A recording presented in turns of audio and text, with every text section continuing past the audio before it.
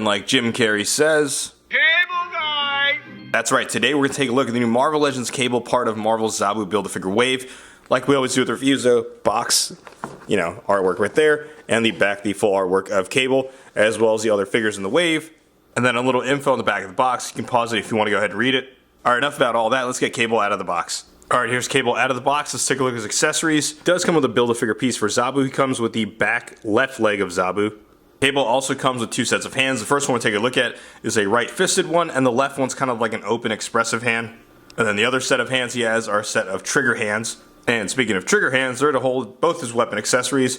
So both of his guns right there. Nice transition. Alright, now let's take a look at the figure itself. We'll get started with the head sculpt first.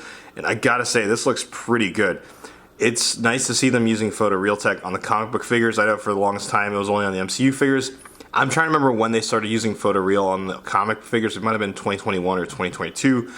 But I could definitely see the detail right there. You can see like his little shadow right there. And like the scarring over his eye. Like I think this looks awesome. I wish, because I know with other Cable figures he has like this eye thing. I wish we would have one without the eye effect. Even though it does add a lot of detail on there, I would just like kind of one with a neutral head sculpt, but it does look good. And then we'll take a look at the rest of the figure. I know this suit's kind of been dubbed the Marvel vs. Capcom Cable outfit, which, legally they can't put that on there because without Capcom's licensing, but it kind of looks like it.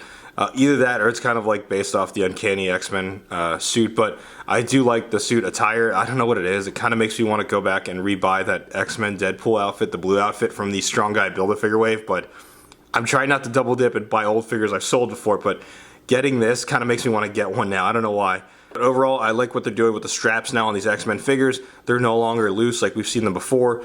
The cool thing about it is the strap's sculpted on there, so when you go down, it doesn't really break the sculpt up or anything like that or hinder any of the articulation.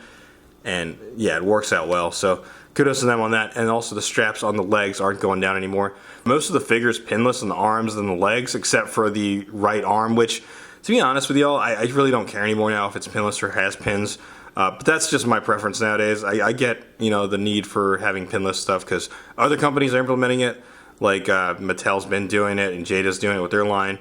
But personally, like if it's got pins, I don't care. The figure still looks dope to me.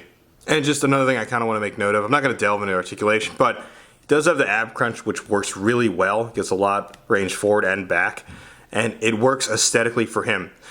One thing I kind of wanted to point out is I would wish that they kind of lean more towards the diaphragm joint, so that way you get like more true side to side in the way it's moved around there. In this instance, it works. It's just you get more movement from this, and I know you can't really have this on every single figure, and I'm sure it's probably easier for them cost-wise and easier to sculpt new characters on a base body like this that has an ab crunch instead of a diaphragm joint, but it would be cool if more figures going forward had this type of engineering, but that's just my little preference. Let me know what y'all think in the comments below. Alright, now I'm just going to jump right into size comparisons, and first size comparison, here's Cable standing next to his parents.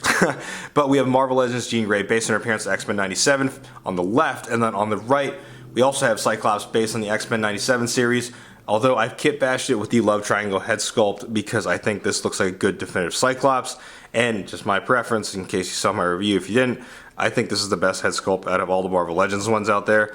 Yes, including the Conan O'Brien cel-shaded one. Plus the blues match, so it works out. But the funny thing about this Cable figure is, spoilers, but at the end of X-Men 97, you see Cable wearing an outfit similar to this. And speaking of Love Triangle 3-pack figures, here he is next to those Love Triangle 3-pack figures, except Wolverine.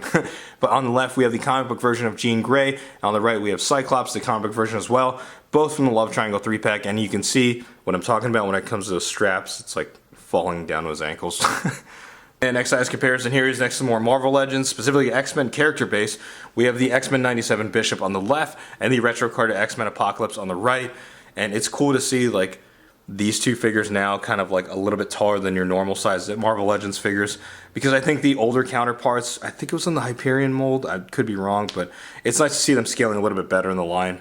And next size comparison, here he is next to some more Marvel Legends. On the left, we have another Time Traveler in Kang the Conqueror, and on the right, we have the Icarus figure from the same Build-A-Figure wave. Next size comparison, here he is next to a Tesla that a very good friend of mine got for me. Alright, so my overall thoughts on the figure. I like it a lot. I'm going back and forth between who's the best one of the wave, this one or Icarus.